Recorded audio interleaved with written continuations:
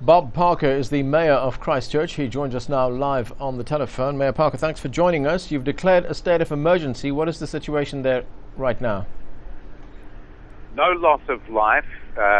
Fortunately, there appear to be very few injuries. If this had happened on a normal commercial day in the city, I think there could have been more injury from falling masonry glass. The biggest issue for us really is that it's shattered a large amount of the infrastructure that the city relies on. So the water and wastewater pipes running through the city, we're checking the bridges, we're checking the roads. And although at first sight, a number of the more modern buildings look completely untouched, we've found a few bits of damage that concern us. Some of the older masonry buildings, as happens in a shake like this, have not stood up well, but the modern buildings in the city are looking good. We've got a lot of tourists here. We've got a number of displaced people in areas where there are problems around water, and so we're putting in welfare stations around the city. We are still doing our damage assessment. We've got senior government ministers, I think the Prime Minister as well, coming down to the city later on today. We're very lucky. The weather is fine.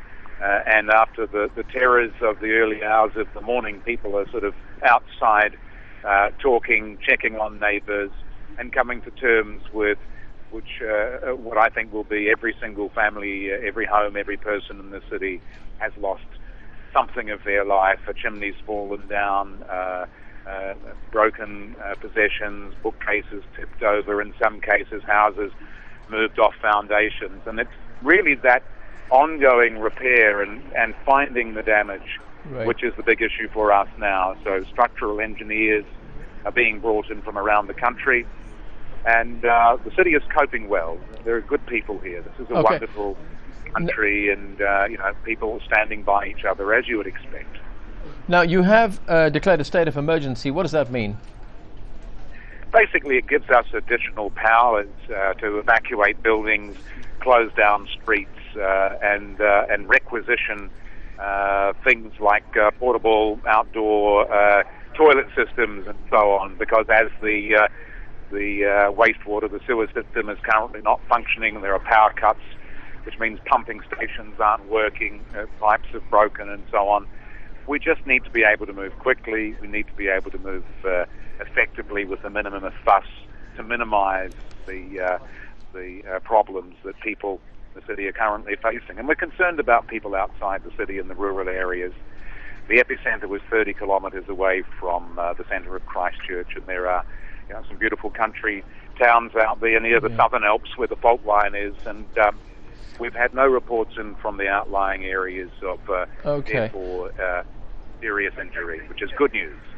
Mayor Parker, there were fears expressed that there could be a tsunami heading for the coastline.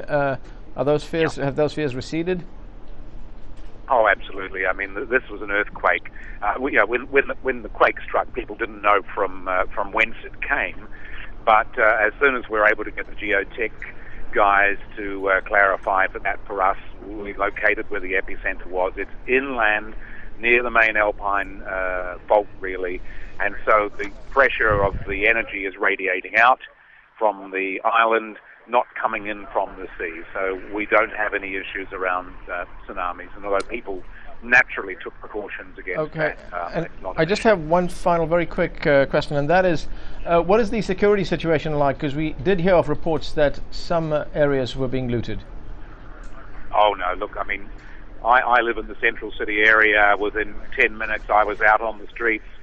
There were a few kids who availed themselves in the early hours of the morning of a few items from a couple of shop windows that had broken, but no looting, none of those issues. Nothing that is antisocial. People are helping each other. That's the kind of people we are. All right, sir. Thank you very much for joining us. You're welcome.